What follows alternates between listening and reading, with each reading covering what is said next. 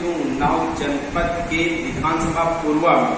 जहाँ पर स्कूल विद्यापीठ है और यहाँ पर जानेंगे शिक्षा को किस तरीके से यहाँ के जो कहा जाए प्राचार्य जी हैं किस तरीके से मैनेज करते हैं और शिक्षा के लेवल को एक पूर्वा क्षेत्र में ही पूरी तरह से जो भी पूर्वा विधानसभा है जहाँ से छात्र आते हैं, एक चर्चा का विषय एक अच्छा सा बना रहता है। आम जनता में ये बात कही जाए तो इसी विद्यालय का नाम बच्चों के या गार्जियंस की जुबान पर क्यों है, क्या रीजन है, ऐसा क्या दे देते हैं उनको, किस तरीके से लुभाते हैं या कैसी शिक्षा देते हैं, इस नीति पर भी हम चर्चा करेंगे। भाई साहब नमस्कार। किन तरीकों से आप बच्चों में शिक्षा देते हैं कि जिससे कि ये लगता है कि बच्चा आप लोगों का जो बताया हुआ ज्ञानार्जन होता है वो अच्छी तरीके से है? हम लोगों का प्रयास यही रहता है कि जितनी कोशिश हो सके ज़्यादा से ज़्यादा बच्चों को अच्छी शिक्षा देने का प्रयास करें। और शिक्षा ही मात्र हमारा उद्देश्य ये नहीं है, शिक्षा के साथ साथ बच्चों के संस्कार किस प्रकार से विकसित किए जाए इसका भी हम लोग और हर संभव प्रयास करते हैं कि शिक्षा के साथ साथ बच्चों को संस्कारों के अंदर संस्कृत डालें। हमारी भारतीय संस्कृति क्या रही है, हमारा इतिहास कैसा रहा है, हमारी शिक्षा प्रणाली कैसी रही है, इन सब चीज़ों को लेकर हम शिक्षा देने का प्रयास करते हैं। ऐसी व्यवस्था विद्यालय में द्वारा रचना की गई है और हम लोग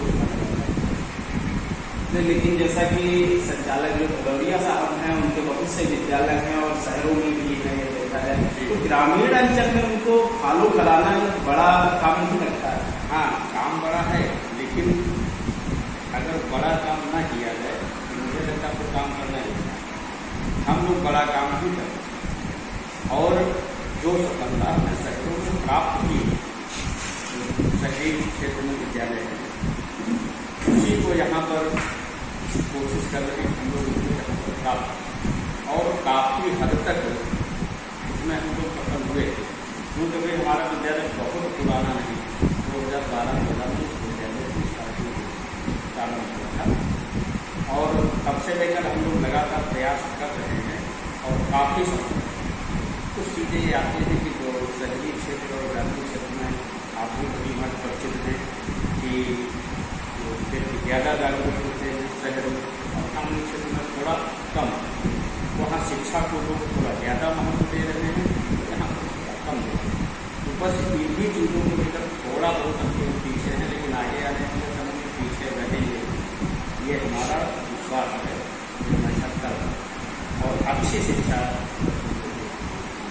किन किन माध्यमों में शिक्षा को देते हैं, हिंदी इंग्लिश दोनों की केवल? हाँ, अभी प्रारंभ में विद्यालय का हिंदी माध्यम शिक्षा देने का था, फिर कुछ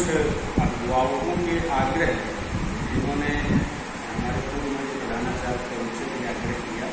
और मैनेजर सर से भी आग्रह किया कि नहीं, अगर आप अंग्रेजी माध्यम की कक्षाएँ संचालित करें हम लोगों को शहर की तरफ रहना नहीं पड़ेगा। वजह यह थी कि आपके यहाँ शिक्षा की व्यवस्था अच्छी है, तो इसको देखते हुए हम शहर की तरफ नहीं बढ़ना चाहते, तो शहर में शिक्षा मिल रही तो हमको यदि यहाँ प्राप्त हो जाएगी तो ज़्यादा अच्छा रहेगा। तो इसको देखते हुए कक्षाएँ हमारे यहाँ इंग्लिश मीडियम की संचालित की और आज इस समय हम कक्षा 9 तक की कक्षाएँ अंग्रेजी माध्यम की संचालित। लेकिन ग्रामीण क्षेत्र है, यहाँ पर बहुत समस्याएं आती हैं उनके शिक्षकों को लेकर के, तो कैसे उनकी व्यवस्था? ये प्रश्नार्थ में बहुत अच्छा किया। ग्रामीण क्षेत्र में शिक्षकों की समस्या तो स्वाभाविक है और आती है, लेकिन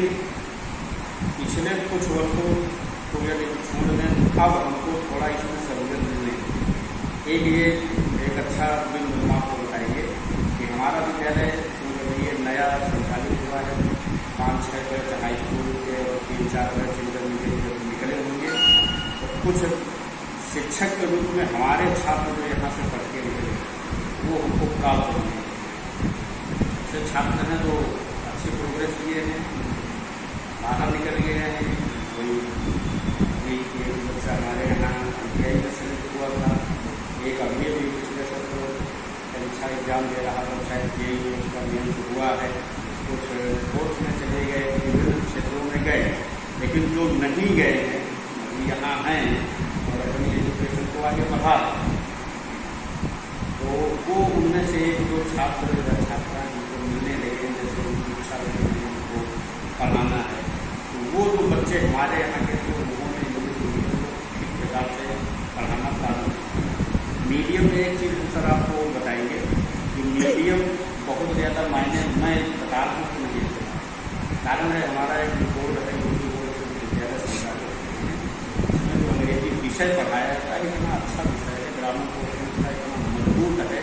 अगर बच्चे को बहुत ठीक प्रकार से पढ़ाया गया है तो आगे आने वाले समय में फिर उसके लिए मीडियम को मायने रखता नहीं है बच्चे में ठीक प्रकार से तैयारी। तो मेरे यहाँ के जो निचले बच्चे हैं वो इसमें अच्छा सहयोग कर रहे हैं जो हमको प्राप्त हो रहे हैं और बाकी